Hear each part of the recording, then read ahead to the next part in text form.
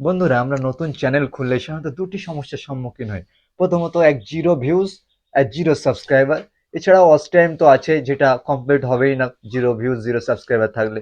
তো আমরা এই দুটো সমস্যার সম্মুখীন হওয়ার ফলে কি হয়, আমরা প্রথমতই ফার্স্ট টাইমে ইউটিউব থেকে ডিমোটিভেট হয়ে আমরা ইউটিউব ছেড়ে চলে যাই। সেক্ষেত্রে কি আমাদের যে ইউটিউবের যে জার্নিটা সেটা সফল হয় না।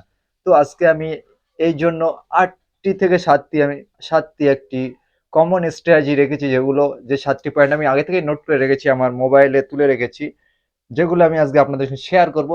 এই ৭টি স্ট্র্যাটেজি আপনারা যদি করতে পারেন, আপনার ইউটিউব জার্নিটা লং চলবে এবং আপনার লাইফ টাইম লং জার্নি ইউটিউবে চালিয়ে যেতে পারবেন।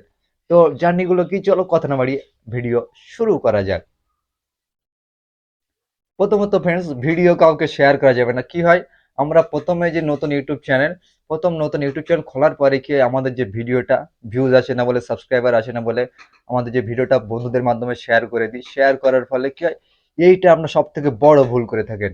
কারণ এই শেয়ার করার ফলে যে আপনার যে বন্ধুরা, যে আপনার যে ফ্রেন্ডরা আপনার ভিডিওটা দেখবে কিছু সময়ের জন্য জাস্ট, তারপরে আর দেখবে না। এরপরে কি হবে, তারা আপনার চ্যানেলে যখন নতুন ভিডিও ছাড়বেন আপলোড করবেন, তারা দেখবে না। সেক্ষেত্রে কি আমার চ্যানেলে ইমপ্রেশন বাড়বে না, আরো কমতে দেবে। সেক্ষেত্রে একটা বহুত বড় ক্ষতি হয়ে যাবে আপনার চ্যানেলের জন্য। সেক্ষেত্রে নতুন চ্যানেল খুলেই কাউকে ভিডিও শেয়ার করবেন না। আমিও নতুন চ্যানেল খুলে কোনো ভিডিও কাউকে শেয়ার করিনি। যার কারণে আমার যে নতুন চ্যানেল দেখতে পাচ্ছেন রিসেন্টলি যে চ্যানেলে ভিডিও বানাচ্ছি, এই চ্যানেলে আমার প্রচুর বন্ধু আছে। আমি যদি চাই একদিনেই ১,০০০-এরও বেশি সাবস্ক্রাইব করে নিতে পারি, আমার যে বন্ধু বান্ধব আছে আপাতত।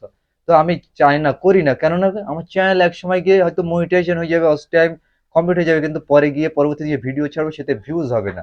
সেক্ষেত্রে ডেড সাবস্ক্রাইবারে পরিণত হয়ে যাবে, যারা বন্ধু বান্ধবের কাছে সাবস্ক্রাইব করে দেবো, সেটা করলে হবে না। নাম্বার ২, যেটা আমি নাম্বার ২ এ যে স্ট্র্যাটেজি রেখেছি হচ্ছে সাব ফর সাব। আমরা অনেকে আছি যে ফেসবুকে এখন রিসেন্টলি অনেক গ্রুপ খোলা আছে, যাতে দেখা যাচ্ছে সাব ফর সাবে আপনারা জয়েন্ট হয়ে আপনারা বলছেন তুমি আমার চ্যানেলে সাবস্ক্রাইব করে দাও, আমি আপনার চ্যানেলে সাবস্ক্রাইব করে দিই। এরকম করে আপনারা সাবস্ক্রাইবার বাড়িয়েছেন।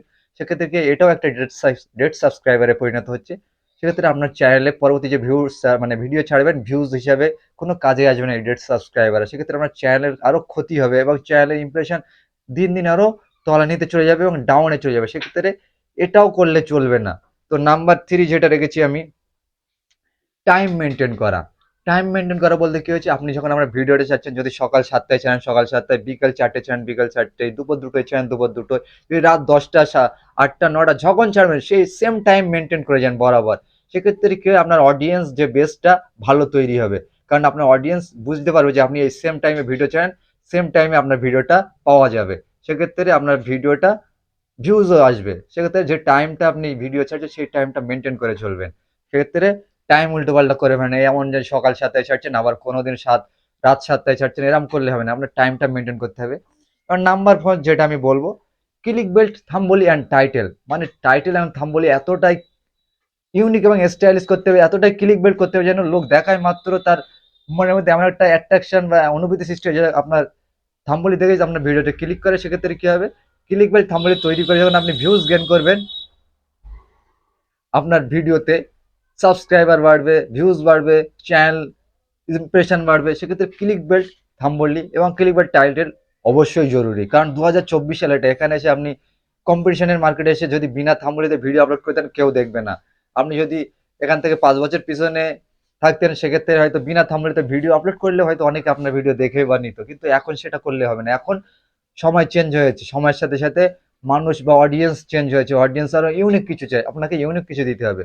এবং নাম্বার 5 যেটা আমি বলবো, ট্রেন্ডিং এবং ইউনিক কন্টেন্ট তৈরি করতে হবে। ট্রেন্ডিং টপিক বলতে কি, আপনি যে বিষয়ের ভিডিও চান, লাইক ধরেন আমি টেক বিষয়ে ভিডিও চাইছি, টেক বিষয়ে এখন কোনটা ট্রেন্ডিং এ চলছে দেখতে হবে, সেইটা আপনাকে ছেড়তে হবে। সেক্ষেত্রে কি হবে, সবাই যখন ট্রেন্ডিং টপিকে ভিডিও ছাড়বেন সবাই দেখতে আগ্রহী হবে না, এই ভিডিওটা ট্রেন্ডিং আছে। সেক্ষেত্রে ভিউজ এসে যেতে পারে আপনার এই ট্রেন্ডিং টপিকে ছেড়ে। এবং কন্টেন্ট অনেকটা ইউনিক বলতে কি বলছে, নতুনত্ব আনতে হবে, আপনার কন্টেন্টের মধ্যে ইউনিক রাখতে হবে, যে কন্টেন্ট সবার থেকে আলাদা এবং ইউনিক করতে হবে। সেক্ষেত্রে কি হবে, আপনার কন্টেন্ট অনেকটা বেটার হবে। এবং আমার নাম্বার ৬ যেটা রেখেছি আমি, ফোন নাম্বার এবং টু স্টেপ ভেরিফিকেশন, এই দুটো ভেরিফিকেশন করতে হবে। কারণ ইউটিউব জানবে না যে আপনি একটা ইউটিউবার হিসেবে এসেছেন। সেক্ষেত্রে এই দুটো স্টেপ ভেরিফিকেশন করা আপনাকে অত্যন্ত জরুরি। সেক্ষেত্রে টু স্টেপ ভেরিফিকেশন অত্যন্ত করা জরুরি।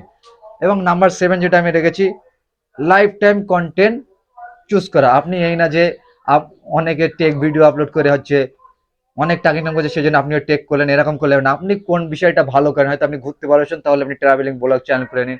আপনি এডুকেশনাল চ্যানেল ব্লগ ভালোবাসেন সেটা এডুকেশনাল করে, আপনি যেটা ভালোবাসেন সেটা করেন। তো অন্য কাউকে দেখে আপনাকে কন্টেন্ট চুজ করলে হবে না, আপনি নিজে যেটা ভালো পারেন। আপনি ধরেন পড়াতে ভালোবাসেন, এডুকেশনাল চ্যানেল খুলে ফেলেন। আপনি যদি ঘুরতে ভালোবাসেন, ট্রাভেলিং ব্লগ চ্যানেল, আপনি যেটা ভালোবাসেন সেটাই করবেন। যে অনেকে টেক করে বেশি ইনকাম করছে বলে আপনার টেক করতে হবে এরকম কোনো বিষয় না। সেক্ষেত্রে কি আপনি লং টাইম লাইফ টাইম আপনার চ্যানেলটাকে চালিয়ে নিয়ে যেতে পারবেন না। সেক্ষেত্রে আপনি যেটাই ভালো পারেন সেটাই করবেন, এবং সেক্ষেত্রে আপনি সাকসেস দ্রুত পাবেন। তো অবশ্যই আজকে ছিল এই ধামাকাদার ভিডিও। তো নেক্সট ভিডিওতে দেখাবে এর থেকে ধামাকাদার ভিডিও নিয়ে। তো সময় আপনারা আমার চ্যানেল যদি নতুন হয়ে থাকে আমার চ্যানেলটা সাবস্ক্রাইব করবেন। দেখাবেন নেক্সট ভিডিওতে। খুদা হাফেজ।